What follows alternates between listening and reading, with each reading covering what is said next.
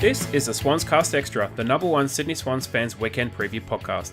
In this week's episode, we pay tribute to one of Sydney's 2012 Premiership heroes, recently retired defender Heath Grundy. We preview the Swans' 10th round clash against the Pies at the SCG on Friday night.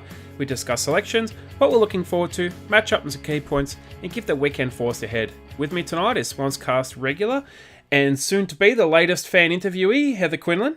Heather, thank you so much for joining me again. Absolute pleasure, Justin, and welcome to everybody who's listening in tonight and no doubt getting extremely excited, getting ready for tomorrow night's match against Collingwood. Yeah, it is going to be an exciting match. Collingwood have a fairly extensive out list, and I mean, I guess you could say Jordan De Goey and Kira Knightley are really topping the list of outs, but they also have Langdon out as well, and Cox is out. So if there ever was a chance to take him, Heather, it's got to be now. Absolutely. I thought I misheard you then. I thought you said that Kira Knightley was out, and I'm thinking she's young and female and an actress, and I'm sure that I've completely misheard you there, but it's quite amusing to think that Kira Knightley plays for the Collingwood Pies because they do have a bunch of stars in that team. Well, you obviously haven't seen the side-to-side comparison of Darcy Moore and Kira Knightley, have you? No, I clearly haven't, but I have to say that every time I see Darcy Moore, I do think to myself, for God's sake, put your hair in a ponytail or cut it off. Well, there is this remarkable similarity between the two. It's freaky similar. It's unbelievable. If you didn't really know Kira Knightley, you could actually mistake Darcy Moore as Kira Knightley from a side to side. It's pretty amazing, really. But yeah, it's a really extensive list for Collingwood. It's not like we don't have our own extensive injury list, but we do gain a couple back. A couple of key ones, Heather. Yes, we do. So I think most keen Swans fans will have caught up on the fact that Lance Franklin and Josh Kennedy are back in the team this week, and given it's the Man Grook round tomorrow night against Collingwood, I'm fairly certain that that Lance Franklin's return has been managed so as to make sure that this can occur, because he is always the highlight of this match every year. Yeah, he is. I recall last year he got the medal, got the 3 Brownlow votes. I believe the year before it was the Hawthorn game, 2017, the one we lost.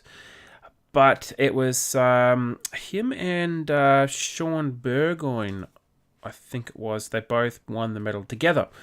So he always gets up for the Marngrook game.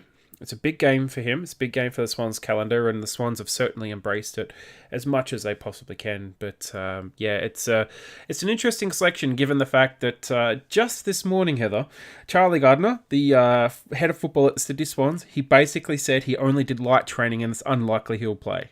Yeah, that was a bit of a weird one, wasn't it? It takes me back to that podcast we did last year. I can't remember which game it was. You might be able to remember which one it was.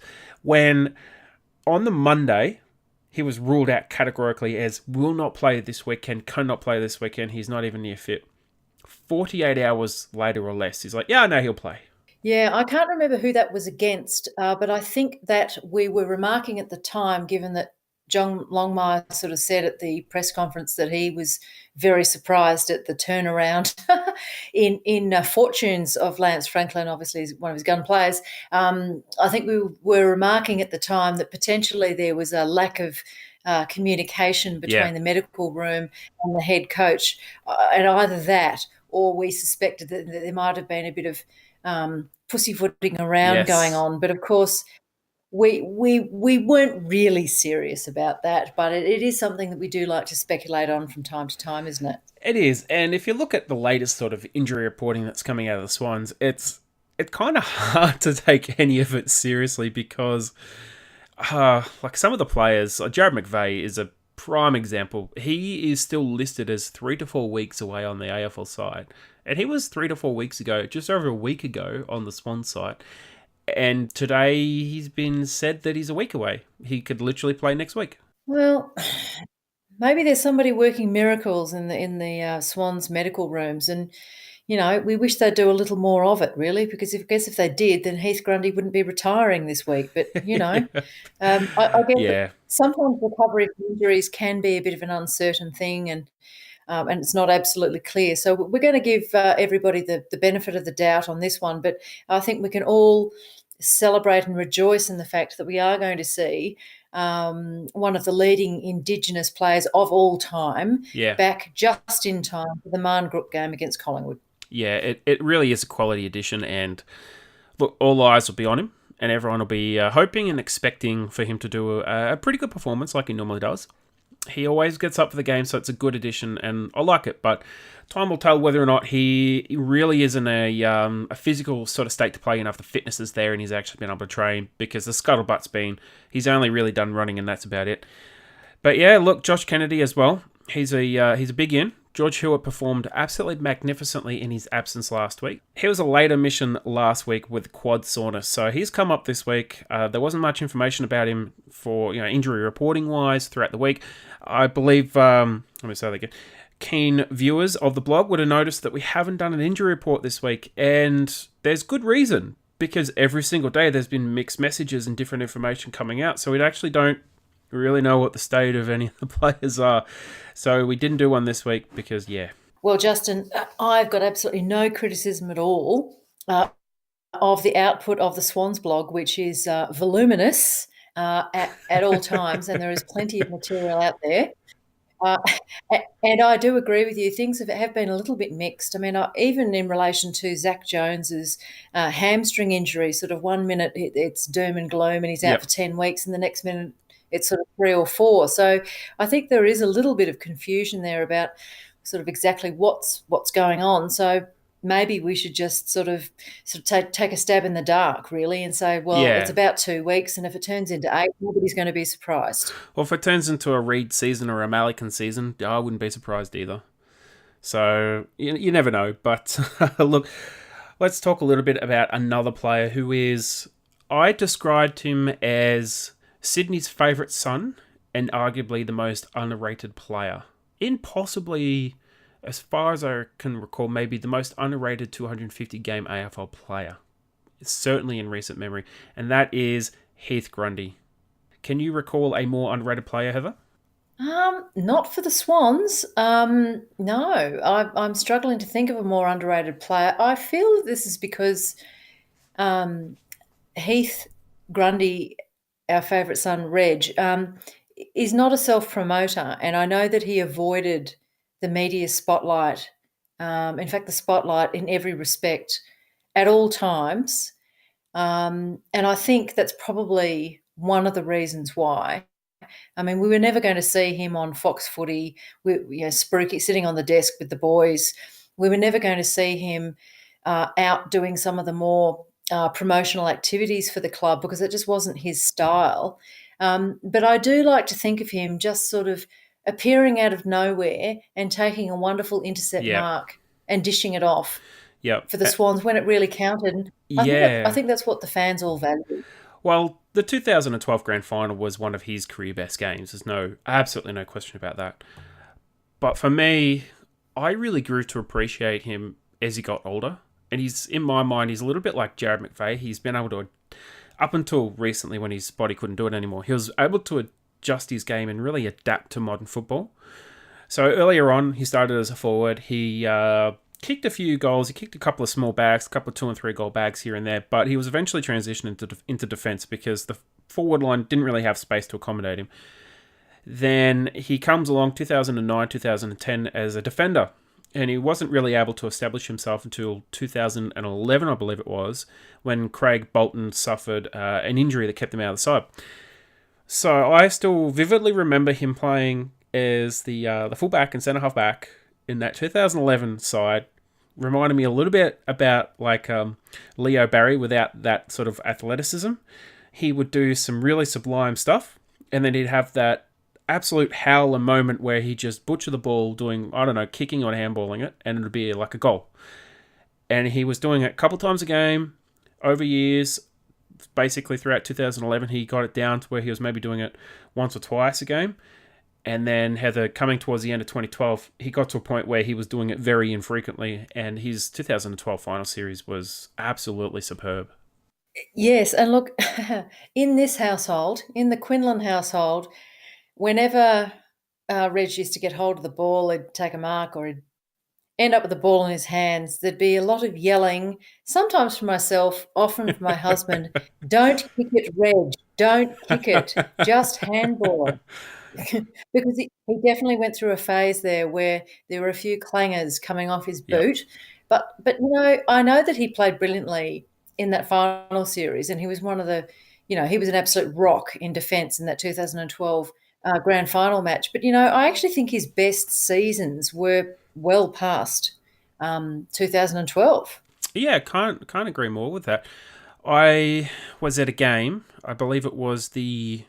I'm just trying to think back. I think it might have been the 2000 and one of 2015 or 2016 game we played Hawthorn at the MCG. We won by 14 points. Might have been 2016. And Yeah, it was I the just grand final year that we lost. yeah, that's right. And I just remember that game primarily for the way that Grundy played. He absolutely destroyed Roughhead, but he was getting marks, getting kicks. I think he racked up about 26 disposals and about 10 marks that game. It was a phenomenal performance from a player that many had considered was long past his best. And Ted Richards, who was considered long past his best, was equally, I believe, as good as until he knocked himself out. So I think that was a game he knocked himself out as well, when he fell backwards and hit himself on the back of the head. So it was an amazing performance by a player who was, at that point, looking like he might near the end of his career, but he was still just getting better. Yep, I think if you're a true blue Swan supporter, a true red Swan supporter, you will appreciate and love the absolute dedication to the cause that Heath Grundy brought to the game. And he was really part of a fantastic defensive unit there with Richards, with Smith, with McVeigh. And in a defensive unit, it's not often a single player, but it's the unit. And they were a serious unit. And the retirement of Reg Grundy, we wish him well in that retirement, is a sad day for a lot of us. But some great, great, great memories. And we want him to sort of go out on a high in that respect. And I feel like that, he couldn't really do any more. And it must have been Yeah. terrible to realise that the back injury that he really didn't think that much of, thought it was just something, it'll pass, and it hasn't. Must be fairly sobering. I mean, he's a family man. He's got a very young family. You can't pick up a young child, and that must be, pretty scary, really. So you've got to take care of yourself. And, personally, as somebody who managed to get a selfie with Reg, pinned him up against the wall virtually to force him to do it at an event. No doubt he didn't want to do it. No doubt he didn't want to have a selfie with anybody, but that's the kind of guy he is. But proud to say that I got a selfie with Reg, and I just want to thank him for his service to the club. Yeah, he has been a superb servant of the club, and I think his 250 odd games are a testament of just how resilient he has been. And I think he'd only missed 9 games in about 8 years of football, which is absolutely stunning. And Longmire praised him rightfully as well, and a lot of people have praised him. There's been a lot of players coming out on Twitter and praising him from opposition teams, just as good as a player as he really was. But I think what you said before about the type of person he is just off the field, Heather, is spot on. I mean, we got a lot of responses on our social media question, which we're going to touch on a bit later. People basically praising what it was like as a person, that he would actually go out of his way to talk to people.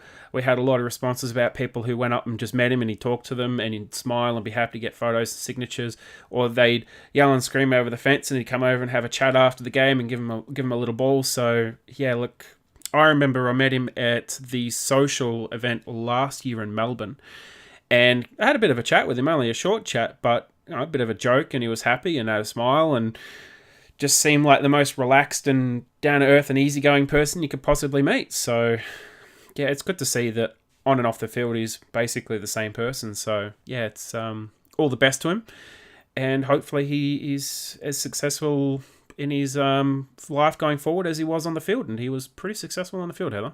Indeed, indeed. We wish you well, Reg, and we also wish him well too in his mental health. He had a couple of issues last year, and he was big enough and courageous enough to put his hand up and say, "I'm having a bit of a struggle here." And I think everybody respected him even more for that. Yeah, I guess with Franklin coming out a few years earlier and all the other players that are coming out and saying it at the same time, especially Tom Boyd, who's recently retired, and he's cited mental health and anxiety as a main reason. We also had Mitch Morton a few years back. He retired in 2013 because of anxiety. So it really is amazing that these players are coming out these days and saying it, and they're saying it without fear and without sort of worry about being judged. Yep, absolutely. It's a sign of where I think a good place that we've got to in our society, and I think it's also a sign of courage and strength, and a bit of leadership there as well. That I think these players know that when they make a statement like that, it can be taken to heart by many other people in the community, and I think that's a great thing. Yeah, it really is. Let's go on with the show and talk about the preview of the match coming up. So it is a very big match, Heather, coming up against Collingwood round turn. It is, particularly because hold the front page. Hold the front page. The Swans have won 2 in a row. Ooh, Who yes. would have thought? Not 2 only, in a row. not only that, they've done it 77-72 both games in a row. Oh, there's a factoid I hadn't really noted, but thanks for that one. That's awesome. And they've done it with 12-11 both times. Sorry, boy. I think it's my mistake. 11-11. Yeah, my math is wrong there. 11-11. Sorry, not 12-11. 11-11. Right. Can I just say, I'm sure everybody knows here, but if you're going to run something like the Swans blog, you've got to be a stats nerd, and I've got with Justin, we definitely got a stats nerd. I try to remember. Sometimes I get mixed up between the numbers. But look, the Swans actually have a pretty good recent history against Collingwood. The last 4 times they've played have all been at the SCG, and the Swans have won 3 of them. The record before then's not very good. They actually won, I think, 11 or 12 in a row between 2006 and 2012. So, and since that that preliminary final in 2012, we've won 4-3 of the last 7. So, going back about 6-7 years, it's been quite even. But the last 4 times we've actually got 3 out of 4 wins, including last year's win, which was very much thank you to Alex Johnson's great performance on Mason Cox and toe poke of the year, Tom McCartan. Yes, I was at this match at the SCG last year, and it was absolutely bloody awesome because, of course, it was Alex Johnson's return to football after, wasn't it? I'm pretty sure, Yep. after his long and extended many years and agonising games out due to repeated ACLs. And it was a victorious match in every respect, quite miraculous, really, when you consider McCartan's, I don't even know what that thing was, but it ended up a goal. That's the most important thing. That was an awesome match, and really, I think it ranked right up there for me as really with the highlight of the season, to be honest with you. That match, and it was it was memorable for many respects. Just the joy on Alex Johnson's face was something to behold.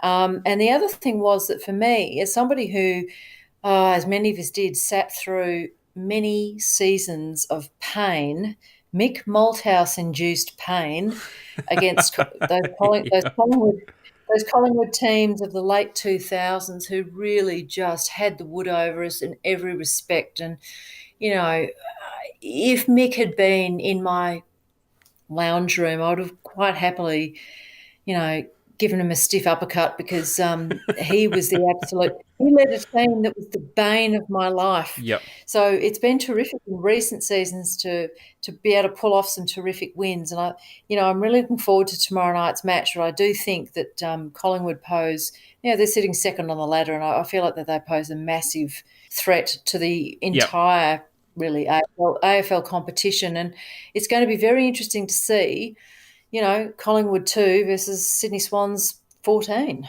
Yeah, look, the ladder positions were at polar opposites almost, and up until 2 weeks ago we were in 18th. So for the youngsters, they've turned things around. a really amazing stat came out during the week. If you can believe this, it was our youngest side since 1997 and our youngest winning side since round 4, 1994, which is absolutely phenomenal. That side that won in 1994 had 3 players over 25, I think, 26, 27 and 28.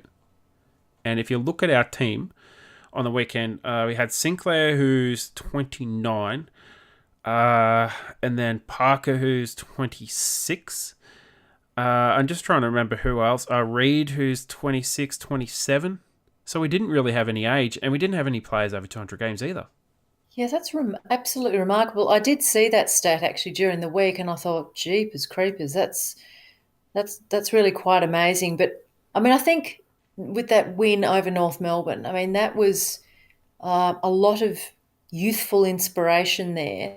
They only just fell over the line, the Swans, last week. They were exhausted. They were out on their feet in the last 10 minutes. There's no doubt about that. I mean, I think if the game had gone on another 2 minutes, it's most likely we would have lost. So this week, obviously, tremendous to obviously welcome back Lance Franklin and Josh P. Kennedy with, massive experience and skills and class into that team. And I just really think that they'll need all of that and probably a bit more, because I'm just really impressed with Collingwood's ability to win. Just when you think, oh, look, they've had another injury, they're going to lose. I kept thinking that all last season, and they ended up in the grand final. Yeah, exactly. And their final series was very impressive. West Coast, it almost seemed like they were going to fall across the line, and Melbourne were the red hot favourites coming into that prelim final. And then West Coast just went, nah, you're on our home patch. We're going to show you how to football, and the rest is history. Yeah, I really feel like it'd be great to see Lance Franklin kick another bag in the same way that he did in this match last year. But I would hate to think that he did that at the expense of, I think, some of the creativity that we saw last weekend. I mean, you had a look at the Tom Papley highlights reel, and your eyes were popping out of your head. That second goal that he kicked was an absolute ripper from the boundary line. That was a very Eddie Betts type goal, and Eddie Betts kicks that, you're like, yeah, no, that's fine. That's Eddie Betts. Tom Papley kicks it, you're just like, wow, that was amazing. And look, speaking of Franklin, he was absolutely phenomenal the last time they played. He probably should have finished with more than 6 goals, but he finished with 6 goals, 4 and 3 Brownlow votes. He probably should have finished the match with 8, if not 9 goals. And the amazing thing was, in the first quarter, up until Mason Cox kicked his first goal of the match, Franklin and Varco had kicked the 6 goals of the game to that point. They kicked 3 goals each, so it really was a quite amazing shootout. This time, they don't have Varco. They don't have Mason Cox. We don't have Alex Johnson.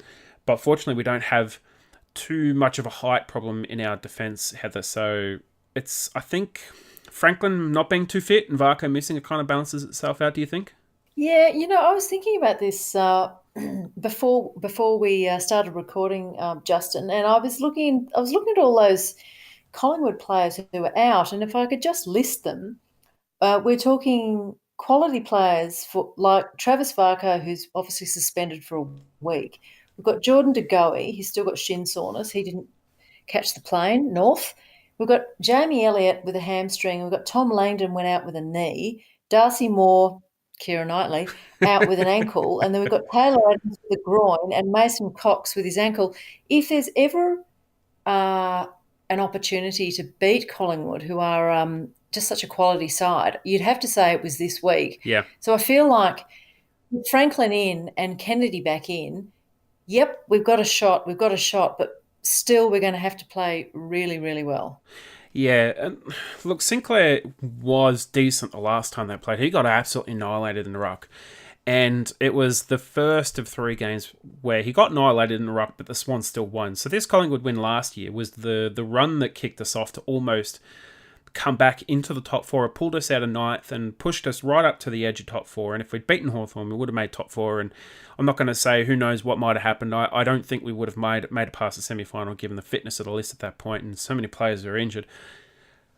But the stats are quite amazing for how much dominance Brodie Grundy had. Minus 47 hitouts, 16 to 63 for the match. That's all hitouts combined. We had 1 more clearance, 2 less inside 50s, 30 less contested positions, 150 to 180, 4 less contested marks, 4 more marks inside 50, 10 to 6, and 42 more marks, 113 to 71. So we got absolutely destroyed in the rock contest, but controlled the ball superbly on the outside, Heather. Yep, and you know what? And that's where the Parkers and the Josh P. Kennedys and your Isaac Heaney's and whatnot, this is where they're going to have to do some really powerful work. And look, not wanting to get back into the whole, injury, what's going on kind of thing, but I'm looking at Isaac Heaney and I'm thinking that he is injured. He's definitely playing injured, but he's still key. He's still key, or among the key players who are really going to make a difference for the Swans, I think tomorrow night. And really hoping that, the reason why Kennedy was out was really just as a precautionary measure, and he is in pretty top shape, because I think we do have some opportunities there, but we're going to have to be really clever, because Brodie Grundy is it's just a class act. Yeah, he is, and Sinclair's going to need all the help he can get, and we really need to be able to read the hitouts and shark as many of them as we can and get the clearances. We've shown that we can do that this season, that we can win clearances or at least get very close to breaking even despite being absolutely obliterated in the ruck. So the Melbourne game comes to mind. The first quarter and a half to 2 quarters, we absolutely dominated Melbourne, but our lack of conversion in that match really set us back. So yeah, the one thing I was really happy about the North game was we did hit a lot of posters, but our conversion was pretty good early on. And if we can get ahead of Collingwood, like we did last year, we kicked 32 to 3 points in the third quarter. That was what got us the win in the end. If we can get our conversion up and our accuracy up, then I think we are a pretty good chance of, I'd say, causing a bit of an upset here, Heather. Oh, I like your positivity. I love your positivity. And we're just taking it one game at a time to drag out the old cliche. But look, I feel like that footy is often a game of confidence. And I think for some of these young players, they will have just a tiny bit of confidence there now, because they have actually managed to win, and to win a close one. So look, I've got my fingers crossed for a really good matchup. For a really good game, and really also too, let's face it, I'm really excited to hear Bruce McAvaney get very, very thrilled about Franklin, and to really sort of inject a bit of enthusiasm into his Friday night call, and we're all going to sit back and those of us unlucky enough not to be actually at the match, to really watch it on from our lounge rooms and really enjoy it, and hopefully that some of these young players, and also to some of our new recruits, people like Clark, and of course Jackson Thurlow, we're just looking forward to them sort of really continuing on their journey with the Swans, and sort of making a really great contribution. In particular, if Jackson Thurlow, I'm not sure who's going to line up on Will Hoskin-Elliott, but he is an extremely dangerous player for Collingwood, and I think we've got a number of danger elements across the park in relation to Collingwood and sort of matchups and what have you. But I think if Will Hoskin-Elliott gets off the chain, we've got a problem. So here's the opportunity for some of these newer Swans players to really sort of make an impact. Yeah, it really is. And it's a good opportunity all round. It's a good opportunity for the youngsters and the less experienced Sydney players to really test themselves against a quality, well, I'd say almost a benchmark side in the AFL competition. If any team makes a grand final, they're certainly going to be a benchmark side. I wouldn't sort of say Hawthorn 2009 was a benchmark side. They were quite bad, actually, after winning the Premiership in 2008. But that's a discussion for an entirely new time. But Collingwood are still right out there, just like Richmond are still up there. But fortunately for them, they have finally been beaten by the same stick the Swans have been beaten by, and that is the injury stick. So you never wish anyone experiences any injury. So yeah, let's take a quick break, and we'll come right back after this. Welcome to Intermission.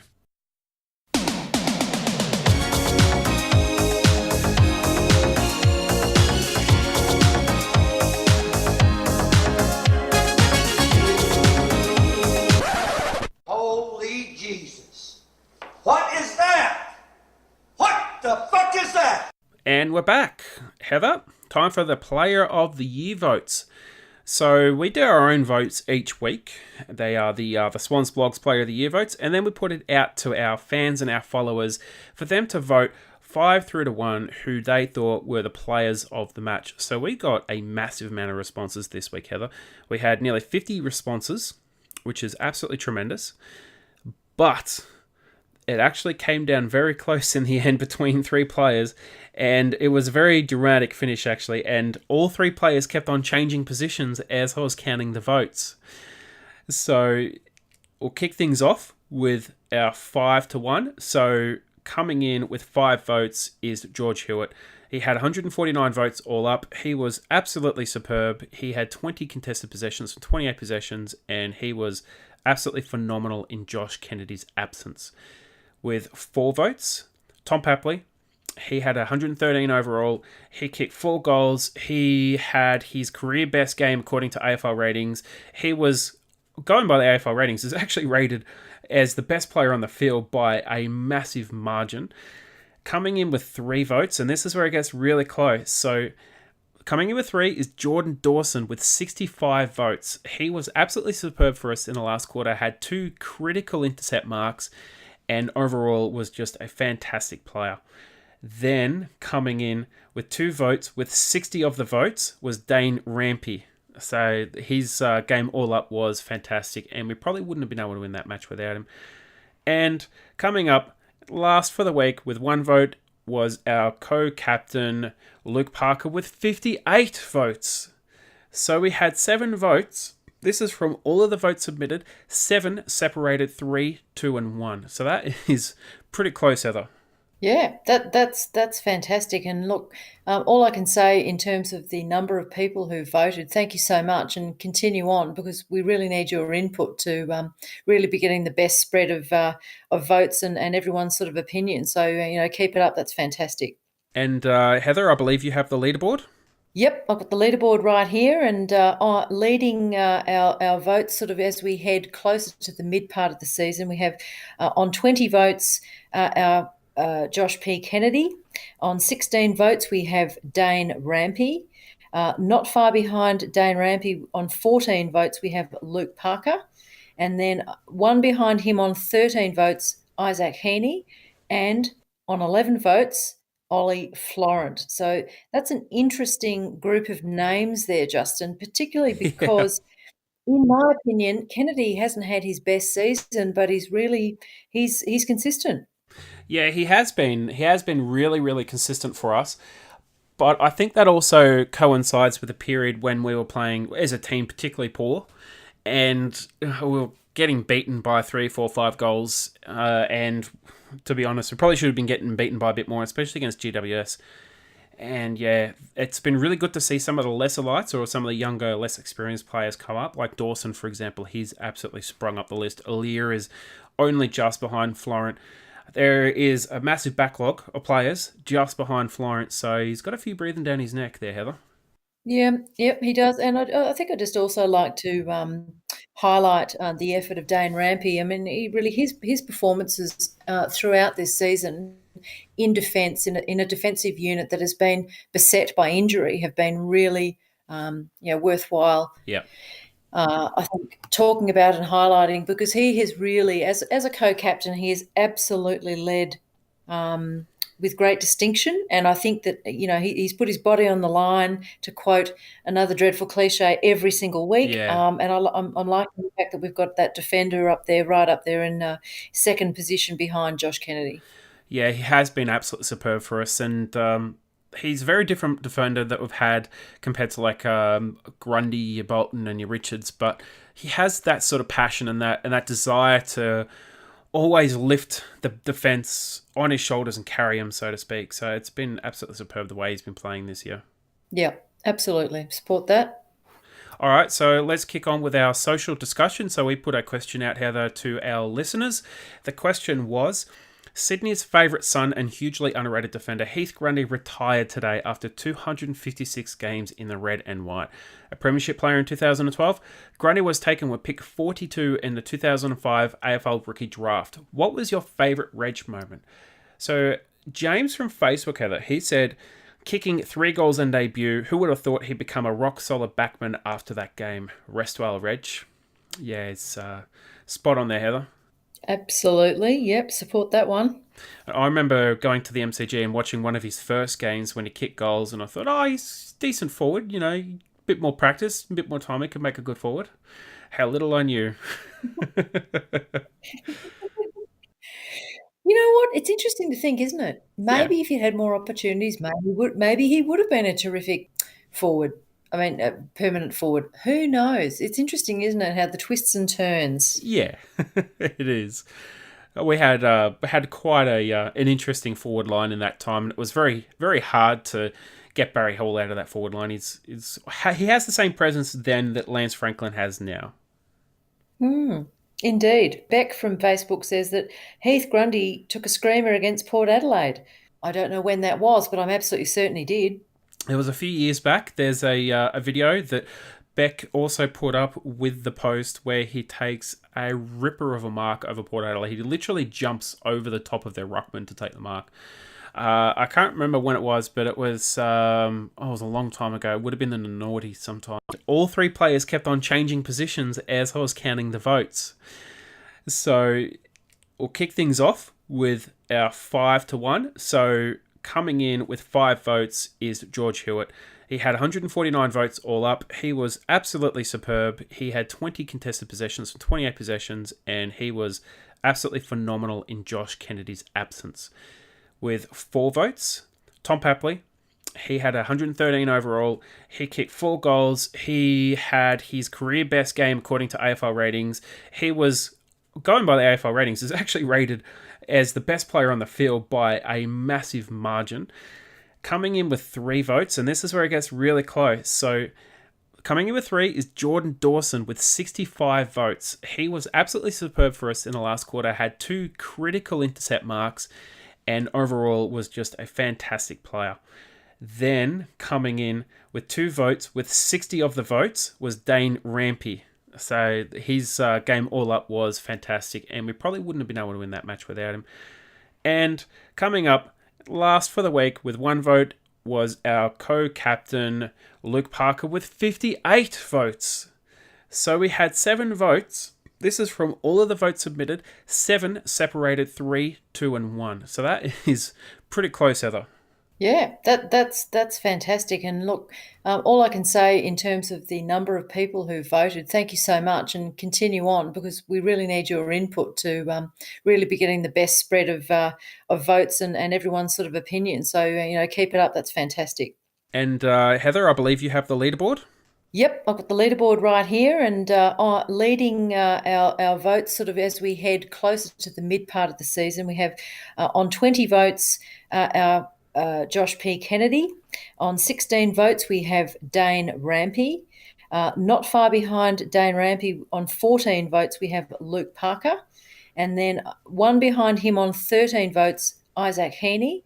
And on 11 votes, Ollie Florent. So that's an interesting group of names there, Justin, particularly because in my opinion, Kennedy hasn't had his best season, but he's consistent. Yeah, he has been. He has been really, really consistent for us. But I think that also coincides with a period when we were playing as a team particularly poor, and we were getting beaten by 3, 4, 5 goals. And to be honest, we probably should have been getting beaten by a bit more, especially against GWS.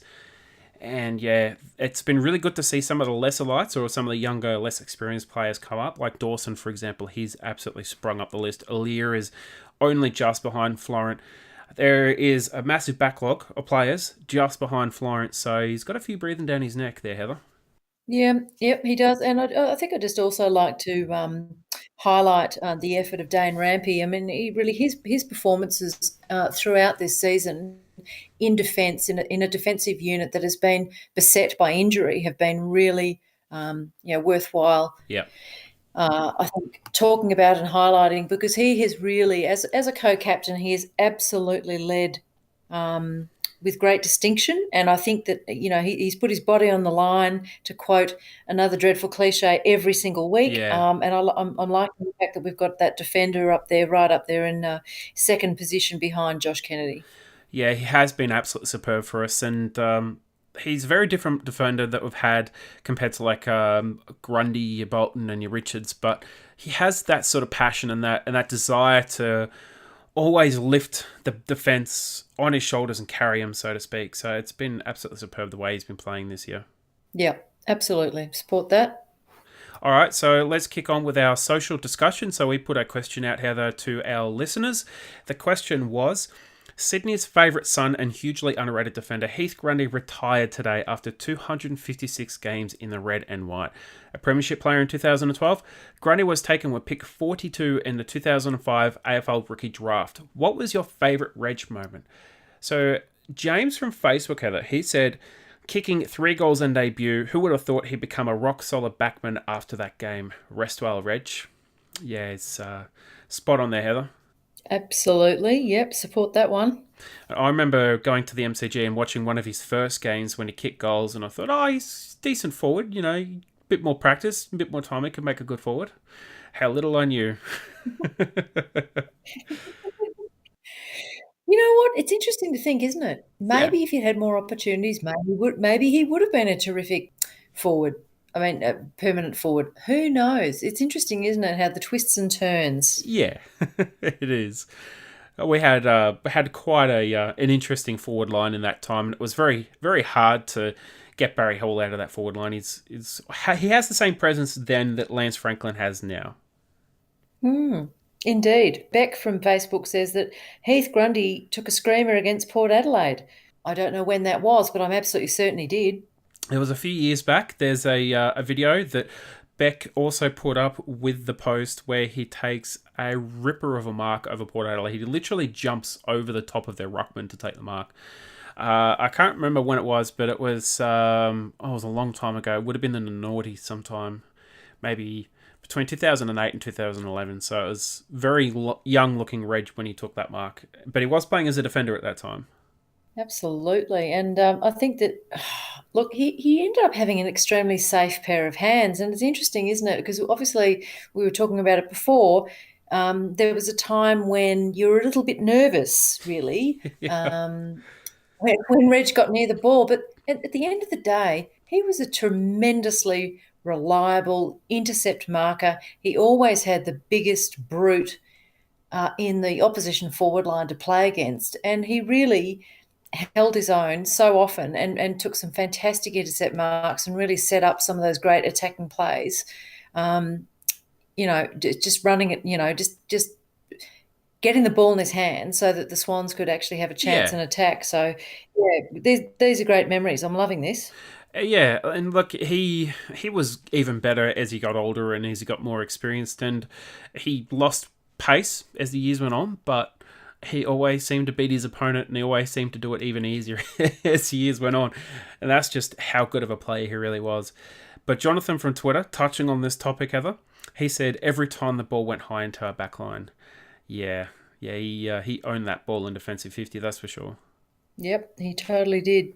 And Luke from Facebook says, returning to form last season after a lot of people, including myself, suggested 2017 should have been his last year. Well, that's, I think, some of us amateur footy psychologists and critics make the mistake of going a bit early, and Reg definitely has proved us wrong on a number of occasions. Yeah, you could also drop McVeigh in that bucket, and I'm even saying if his body's still going, he should go around another year. Me too. Yeah, it really was phenomenal to see him continue and barely miss any football at all. His longevity and robustness has been nearly unparalleled for the last sort of 6 to 8 years. Rebecca from Facebook, she says the best moment was at the Melbourne Fan Day last year. It had also been the year before, and my then 18-year-old daughter had taken her Guernsey to be signed. So she took it along again, and as she missed a few signatures. When she came to Reg, he goes, "Do you want me to sign it again? Happy to if you want." Oh, we looked at him puzzled. He points at his signature with number 39 right on the front and says with a smirk, "Because that's my signature right there." Yep, that's pretty much how I remember Grundy when I met him last year as well. He's up for a laugh and he's a bit of a cheeky boy, but he's also really relaxed. Yeah, he is, and really, not egotistical in the slightest. I think that's safe to say. No, and for those who might have listened to the Cal Sinclair chats with Cal, the podcast, he had Heath Grundy on, and basically Heath Grundy's a little bit of a larrikin and a little bit of a troll in real life. So it really goes with that persona. He does a lot of prank calls, random prank calls to all the footballers. So yeah, he's a nice one. That one. You've got another one there, Heather. Yes, I do. Amy from Facebook. I have followed Reg and had 39 on my back for so long now. I went to all his milestones and held up our edge is Reg every game I went to. That's a magnificent banner there. Our edge is Reg. Every game I went to. To pick a favourite moment is so too hard because there are so many. His 250th was incredible. I went with Mrs. Blogs. That's fantastic, and my aunt. And Reg did what he had to and ran with all the interviews and stuff, and then came over to the other side of the ground to acknowledge my support. The person he is off the field is just as good, and the awesome player he is was on it. Thanks, Reg, for everything. The back six will not be the same. Well, Yeah, I think that's a massive tribute from Amy there. She's obviously had many great moments. Enjoyed watching Reg play, and our Reg is Reg, and clearly, your wife to be, Mrs. Bloggs, has also enjoyed watching Reg play. yeah. Look, we know Amy well, and she can't speak highly enough of him. And we were kind of like, oh, okay, maybe it's a little bit of fanboyism until we met him, and then we're like, yeah, no, he's quality. There's no question about it. So yeah, look, I've really enjoyed Heath Grundy's career, and I imagine you have too, Heather. Yep, I have. I think I think because he's just had tremendous longevity. He was always there. He was just like a rock, Yeah. and it's sad that the rock isn't going to be there anymore. And um, yeah, we'll really miss him. Well, for us, he was a rock, but for the forwards, they couldn't drop him at all. Not like a bad habit. He was just always hanging around like a bad smell. And no matter where they went, there he was, always getting the better of them. So I'm going to miss him. I'm really going to miss him in defence. And yeah, he's a good player at the end. And yeah, it's a sad day. He's retired, but it's a new time and it's a new era for the Swans. And he was pretty quick to praise Aaliyah and said he's really looking forward to watching his development as a defender. And Aaliyah has come on leaps and bounds in the last 12 months. Who would have thought 12 months ago we'd be playing him at centre half back and he'd be more than holding his own. Exactly, and I feel like Aaliyah would probably be the first to say that if he is still around in 200 games, 200 plus games, in the same way that his mentor, Reg Grundy was, he will have had a superb career. So, you Yeah, know, we've got a finger crossed for him. yeah, we do. Now we're going to talk matchups, key points, and predictions now. So I'll kick things off with my first matchup.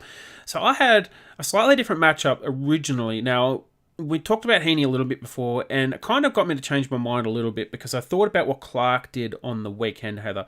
So my matchup originally was Heaney and Sidebottom, but I think you're right. He still looks a bit injured. So my matchup for this week, and it's a very important one, is Ryan Clark on Steel Sidebottom. Sidebottom is their best ball mover. He is sublime by foot, sublime by hands. He is tough inside and outside. He is a phenomenal player. Every team would have him if they possibly could. But the job Ryan Clark did last week on Higgins was phenomenal. And we're talking about a class player who is a top-ranked AFL player, easily their best player in North Melbourne's team. And he completely and utterly shut him out of the game for 2.5 quarters. He had 4 disposals at halftime. So for me, Clark's got to go to Sidebottom and try to have the same impact, Heather. Well, I agree. I mean, he's an exceptionally influential player, Steel Sidebottom. When he plays well, the side inevitably does. So I'm agreeing with you that is an absolutely key matchup for me. And Ryan Clark, this is if ever there was a moment that where he could actually demonstrate his value long term for the Swans, I think tomorrow night is it. Yep, and your matchup, please, Heather? My matchup for tomorrow night is Jaden Stevenson, and I believe that Callum Mills will probably go to him. Callum Mills Callum Mills is a very, very talented player. He's coming off an injury, a long-term injury this season. I don't believe he has produced his best this season. But again, to reiterate, and at the risk of sounding boring, if ever he's going to bring out a top match, I think tomorrow night you'd have to hope that it would be it, because Jaden Stevenson is probably in the absence of Jordan De Goey and people like Jamie Elliott and whatnot, is going to be a key forward and a key source of goals for the Magpies tomorrow night. And if Callum Mills was able to shut him down a bit, that would go a long way to helping the Swans win this match, and that would be an upset. So the thing that I like with Jaden Stevenson is that he's completely unpredictable. You're not quite sure exactly what he's going to do. He was obviously a NAB AFL Rising Star winner. Absolutely remarkable first season, exceptionally talented, moves brilliantly, and a little bit unpredictable. And they're the kinds of players who can really do some serious damage on the scoreboard. And I just feel like that Callum Mills has not yet completely hit his stride, but I'm thinking that if tomorrow night he is able to just shut Jaden Stevenson down, it will really, really add, I think, to his sort of repertoire of what he's able to do, and I feel like John Longmire would be delighted if he was able to do that. Yeah, look, not much I can add to that really, and if he could have that sort of impact on Stevenson, it would go a very long way to us winning the match, because Stevenson is probably going to be their number one target inside 50 in lieu of all the other players that got out. So, yeah, Reid is the only other tall target they've got in that forward line. So it's going to be very important that Mills gets on top of Stevenson.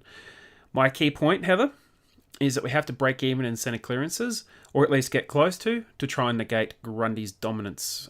So Brodie Grundy is in some pretty damn good form already this season, and he's given Sinclair a hiding a couple of times. Last year, he had 40 more hitouts or something ridiculous like that. So, yeah, Sinclair's going to have it really hard up against the wall on this one, and he's probably going to get smashed in hitouts again. But if the engine room can get those clearances, Heather, it's going to go a very long way towards us winning. I absolutely support that, and I bet you that as we speak, Callum Sinclair is probably down on his hands and his knees, and he's either praying or he's begging. He's hoping for some support from his midfielders, and I think that he would be clapping his mates on the back and saying, "Help me out here, boys." Yeah, absolutely. Now, Heather, your key point, please. Well, my key point, it's a bit long, it's a bit sort of long-winded and wordy, really. I apologise, everybody. But it's basically that Collingwood have a spread of talent and depth, which is quite impressive. And I feel like if the Swans can emulate this, not this year necessarily, obviously, in coming seasons, they too will be back up at the pointy end of the ladder rather than being down at the bottom end of the ladder. And I just think that Collingwood have amassed themselves a tremendous list with great depth, and it just goes to show that they are, in spite of having sort of 7 or 8 of players that would immediately get a first up call up to any team in the league, they've still essentially massive favourites for this match, and potentially really favourites to sort of go on and make the finals and probably make a grand final as well. So I just feel like that the Swans really need to look at some of the clever recruiting that Collingwood have done over a period of years now, and take a bit of a leaf out of their book, because I'm just impressed you look at that Collingwood side that's up sort of listed for tomorrow night, and it's pretty even, and that is the key to a successful side in this competition. It's not necessarily, yes, we all know that Brodie Grundy is, one of the top couple of ruckmen in the league. But in this competition, you just need to have strength all over the field, and that is what Collingwood have in spades. And I think if you're ever going to learn something from the opposition, let's learn it from what Collingwood are showing us, in this competition right now and tomorrow night. Yeah, it's a good point, and it's something that Swans were quite renowned for. Going back 2012 to 2016 was a very even spread of depth, talent, and contributors. More so 2012, sort of less so as the years went on. But look, that's a good point, and if we can get to that point, we're going to go a long way towards getting back up to the pointy end of the ladder. Predictions for the weekend ahead. Mine is that George Hewitt will have 15 contested disposals or more, and at least 9 clearances. Oh, he'll nail that, Justin. He'll nail it. Well, with Kennedy in, you never know. It might go back to more of a tagging role, but yeah, if he can get the 9 clearances, and he's been proven to be able to use that ball really well when he's clearing it as well. So, yeah, I'm looking forward to that one. Your prediction, please, Heather? Well, you know what? My initial prediction was that Brodie Grundy would have close to 60 hitouts, but now I'm thinking, let's go for it. Let's just say close to 70. That's how dominant I feel like. That's how dominant I feel like he might be. Wow, I mean, yeah. who knows? That's going to set, I think that might even set an AFL record if he gets to 70. I think 60 is even an AFL record, but wow, yeah, 70 hitouts would be ridiculous. That would be a true flogging in the ruck, as sure as anything, and nothing like anyone has ever seen before. The weekend forecast, sure thing, Heather, please. My sure thing is, look, it's Friday night footy. All eyes are going to be on Lance Buddy Franklin in the Marngrook match. Obviously, he will be the only obviously Indigenous player in this match with no Travis Varco on the field. And I think that the supporters will be keen to see him really come out and have a blinder. I think the television commentators, the radio commentators will be keen to see him have a blinder.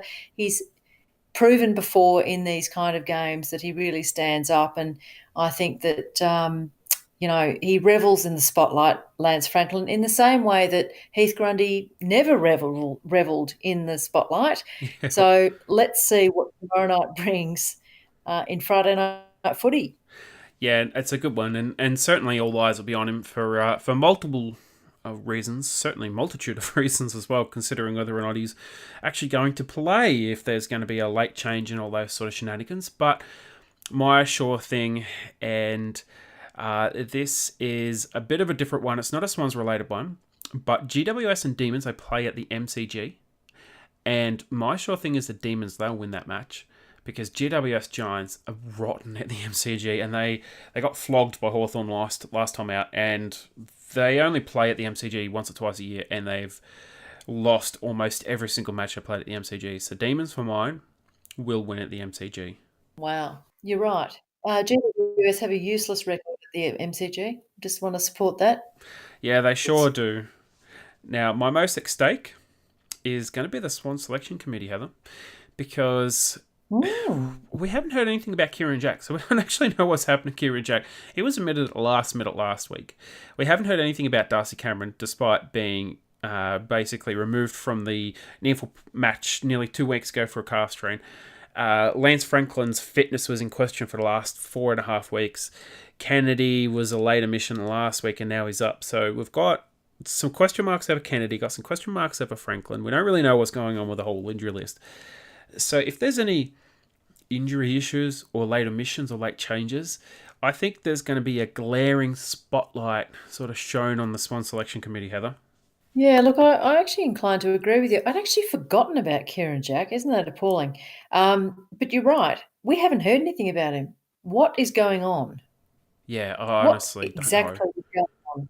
But yeah, we touched on it a bit earlier. We don't know what's going on, but it's basically just jumping at shadows and guessing. It's a guessing game at the moment as to what's actually happening. Yep, it totally is. And look, my most at stake is, well, really, the Swans need to win at home. They've got an appalling record at the SCG. It was appalling last year. It's been very appalling this year. It's a bit tough, really, because they're playing Collingwood. This is going to be a really hard match for them to win. But look, if the Swans are going to retain their membership levels, their interest levels, and really, some of the support that they've garnered in recent years, they've really got to start winning some home matches. And, I guess if this could be regarded, I suppose, as a bit of a call to action for everybody, but come along to the SCG tomorrow night, flock in, see these two sort of high-profile teams play each other. And please, Swannies, can you drag us into a bit of a victory here at the SCG? It would just do everyone so much good. Yeah, can't agree with you more there, to be honest. We are still at risk of sort of equaling a 1994 record. If we go back to our losing ways, we're certainly going to be right up there with 1994 for form-wise. But yeah, we really need a win, and I can't agree with your point more there, Heather. Could you please give us your doomsday?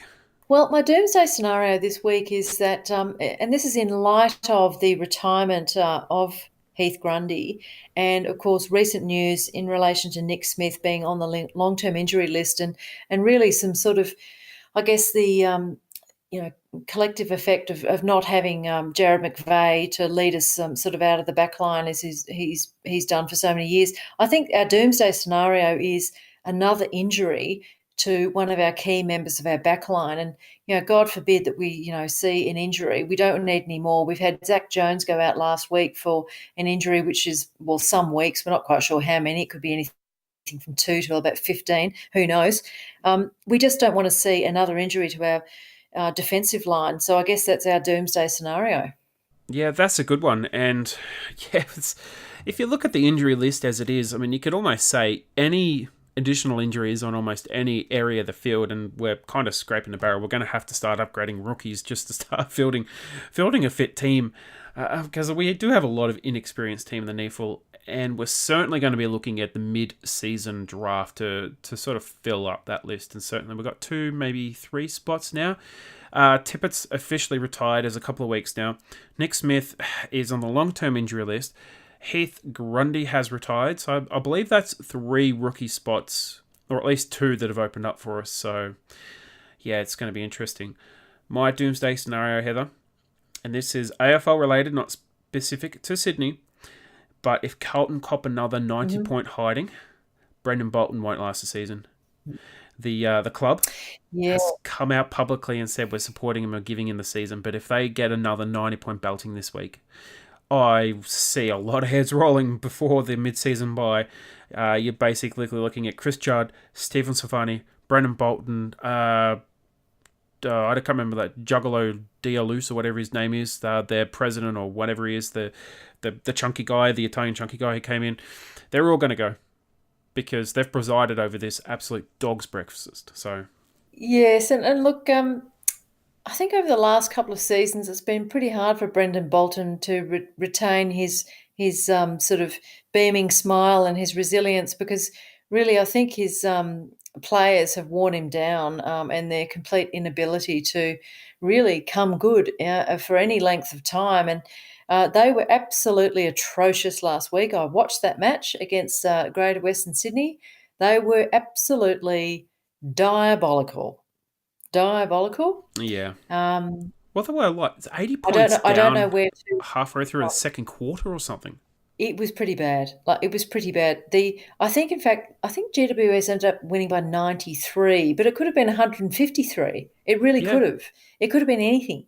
It was absolutely obvious in the last quarter that GWS were thinking about their ice baths or their beers or their trip home to Sydney or a trip home to their house. Certainly in the next game. Certainly in the next game, because they only kicked 2 goals in the last quarter, and they well and truly took their foot off the gas. So, yeah, Carlton copped it anyway.